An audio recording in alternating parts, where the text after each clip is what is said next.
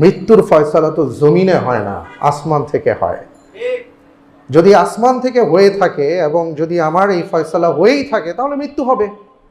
কিন্তু তাই বলে কি আমি মৃত্যুকে ভয় করে আমি অন্যায়ের সাথে আপোষ করব? আপনি ইমানি চেতনাটা খেয়াল করেন। আমরা তো মৃত্যুর ভয়ে আজকে অনেক কথা বলি না। আমরা মৃত্যুর ভয়ে কথা বলি না, আমরা চাকরির ভয়ে কথা বলি না, আমরা স্ট্যাটাসের ভয়ে কথা বলি না, সোসাইটির ভয়ে কথা বলি না। কিন্তু তিনি কিন্তু তার কথার মধ্যে যেটা ন্যায় আর যেটা অন্যায় সেই কথা বলতে কখনো কাউকে ছাড়েন নাই। সব দলের ব্যাপারে উনি কথা বলেছেন। উনি তো বুঝতে পেরেছিলেন যে ওনার উপরে কতটা হুমকি আছে, যে যেই কোনো মুহূর্তে ওনাকে চলে যেতে হতে পারে।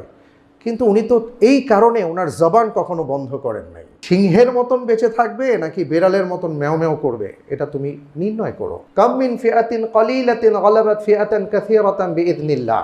আল্লাহ তাআলা কোরআনে কারীমের মধ্যে যে বলেছেন, আমরা তো অনেক সময় সংখ্যা দিয়ে বিচার করি। আজকে দেখেন, এক ওসমান হাদি গোটা বাংলাদেশ নাড়িয়ে দিয়েছে। আল্লাহ রব্বুল আলামিন বলেছেন, যদি তোমার ঈমানটা ঠিক থাকে, সততার সাথে জীবনযাপন করতে পারো, তুমি একাই যথেষ্ট, একাই একটা কওম। এমন হাদিকে বারবার পাবো না, বাংলাদেশ বারবার পাবে না। আমরা হাদিকে হারিয়েছি, কিন্তু আল্লাহ রব্বুল আলামিনের কাছে আমরা দোয়া করি যে আজকে যে প্রতিটা যুবকের ভেতরে একটা আওয়াজ উঠেছে, আমরা হাদি হব, সৎ এবং সততার যাপিত জীবনের ক্ষেত্রে আল্লাহ রব্বুল আলামিন যেন আমাদের এই সন্তানদেরকে হাদির মতন কবুল করেন।